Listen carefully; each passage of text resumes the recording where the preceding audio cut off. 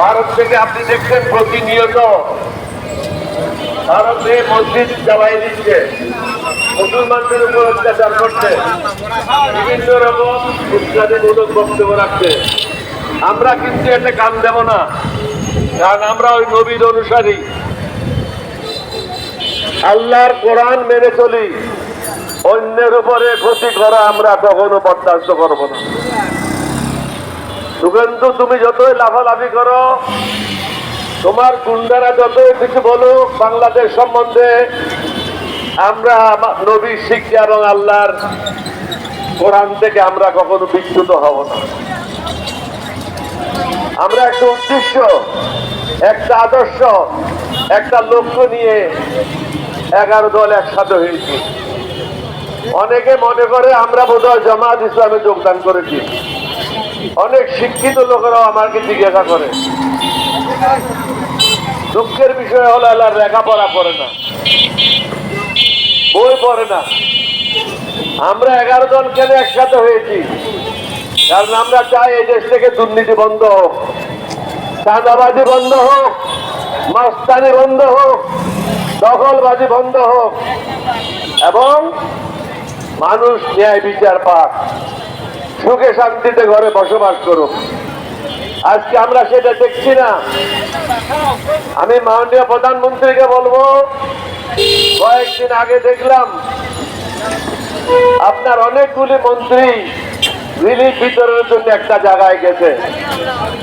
অত্যন্ত দুঃখের বিষয়, এই রিলিফ বিতরণের দায়িত্ব হল ইউনিয়ন কাউন্সিলের চেয়ারম্যান এবং মেম্বারের, এবং এটা সুপারভাইজ করবে ইউনো।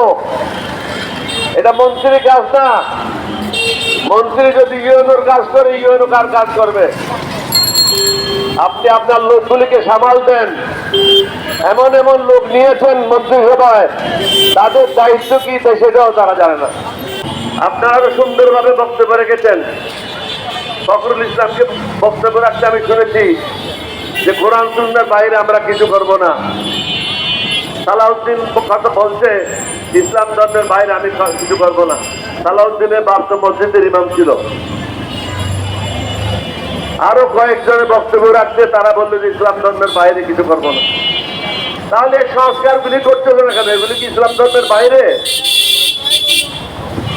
মেহরবানি করে সংস্কারগুলি করে এই জাতিকে মুক্তি দেন। আমরা যারা বিরোধী দলে আছি, আমরা আপনার শত্রু না, আমরাই হলাম আপনার মিত্র।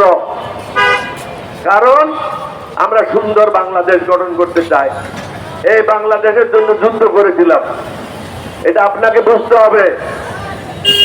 আমি দেখলাম পরশুদিন বোয়ালখালী থেকে কেবা কারা আপনার বাবা সম্বন্ধে বলছে, ওর মাকে নাকি খালা ডেকেছে, ওর অ্যারেস্ট করেন। আপনার বাবা কারো মাকে খালা ডাকে নাই, সুযোগ সুবিধা নেওয়ার জন্য করছে। আরেক ভদ্রলোক ইন্টারভিউ দিয়েছে, বললো যে আমি জিয়াউর রহমানের খুব ঘনিষ্ঠ লোক ছিলাম, বেগম জিয়ার সাথে এটা হয়েছে এটা হয়েছে, এটা আমি সব প্রত্যক্ষদর্শী। এবং নাম বললো মেজর জেনারেল জঞ্জুয়া। ওই গাদার বাচ্চা বুঝা উচিত ছিল মেজর জেনারেল জঞ্জুয়া বলে বাংলাদেশে কেউ ছিল না, লেফটেন্যান্ট কর্নেল জঞ্জুয়া ছিল, যাকে 25 তারিখ রাত্রে আমাদের সিপাহীরা হত্যা করেছিল। সুতরাং এখন আপনি প্রধানমন্ত্রী হয়েছেন, বিভিন্ন জনে বিভিন্নভাবে আপনাকে প্রলোভিত করার জন্য বক্তব্য রাখবে, আপনাকে তৈলমর্দন করবে। এদের থেকে সাবধান। আমরা কিন্তু 11 দল তৈলমর্দনকারী দল না।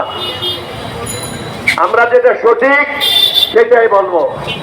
মেহরবানি করেন, এই দেশের লোকের প্রতি দয়া করেন, আল্লাহ আল্লাহ রসুলের পথে, নির্দেশিত পথে চলেন। কর্নেল অলি আহমেদ বীর বিক্রম এর বক্তব্য শেষ হতেই মঞ্চে আসেন এনসিপির আহ্বায়ক ও জাতীয় সংসদের বিরোধীদলীয় চিফ হুইপ নাহিদ ইসলাম। শেরেবাংলা একে ফজলুল হক এর উদাহরণ তুলে নাহিদ ইসলাম মোট 8 মিনিট 14 সেকেন্ড বক্তব্য রাখেন। প্রিয় বরিশালবাসী, আজকে 11 দলের এই মহাসমাবেশ, আমরা অনেকগুলা বিভাগ ঘুরে ঘুরে আজকে বরিশালে জড়ো হয়েছি। সর্বশেষ আমাদের ঢাকায় মহাসমাবেশ অনুষ্ঠিত হবে। তারপরে প্রত্যেকটা জেলা, প্রত্যেকটা উপজেলায় আমাদের এই কর্মসূচি চলমান থাকবে। এবং এর মধ্যেও সরকার যদি গণভোটের রায়ের আলোকে জুলাই সনদ বাস্তবায়ন না করে, তাহলে গণ আন্দোলন এবং গণ অভ্যুত্থান পর্যন্ত যেতে আমরা বাধ্য হব। আমরা এখনো কোনো কঠোর কর্মসূচি দেই নাই, আমরা হরতাল অবরোধের মতো কর্মসূচি দেই নাই, কিন্তু যে কোনো সময় সেই ধরনের কর্মসূচি দেওয়ার জন্য আমাদের প্রস্তুতি রয়েছে। আমরা বাংলাদেশে এই মুহূর্তে এই ধরনের রাজনৈতিক কর্মসূচি দেওয়ার পক্ষে ছিলাম না, কিন্তু সরকার এবং প্রধানমন্ত্রী তারেক রহমান ক্রমশ পরিস্থিতিকে সেই দিকে ঠেলে নিয়ে যাচ্ছে। প্রধানমন্ত্রী অনেক ভালো ভালো কথা বলেন, প্রধানমন্ত্রীর মুখে মধু অন্তরে ছলনা। কারণ আমরা দেখলাম যেই গণভোটের পক্ষে, যেই জুলাই সনদের পক্ষে তিনি প্রচারণা করলেন, নির্বাচনের ফলাফলের পরে 70% জনগণ গণভোটে সরকারের পক্ষে রায় দেওয়া সত্ত্বেও তিনি জুলাই সনদ বাস্তবায়ন করছেন না। অন্যদিকে মুখে বলে যাচ্ছেন জুলাই সনদ অক্ষরে অক্ষরে বাস্তবায়ন করব। গণ অভ্যুত্থানের সময় আমাদের একটি স্লোগান ছিল, নাটক কম করো প্রিয়। তারেক রহমানকেও বলে দিচ্ছি, নাটক কম করেন প্রিয়। আরিফ আহমেদ, বাংলার চিঠি, বরিশাল।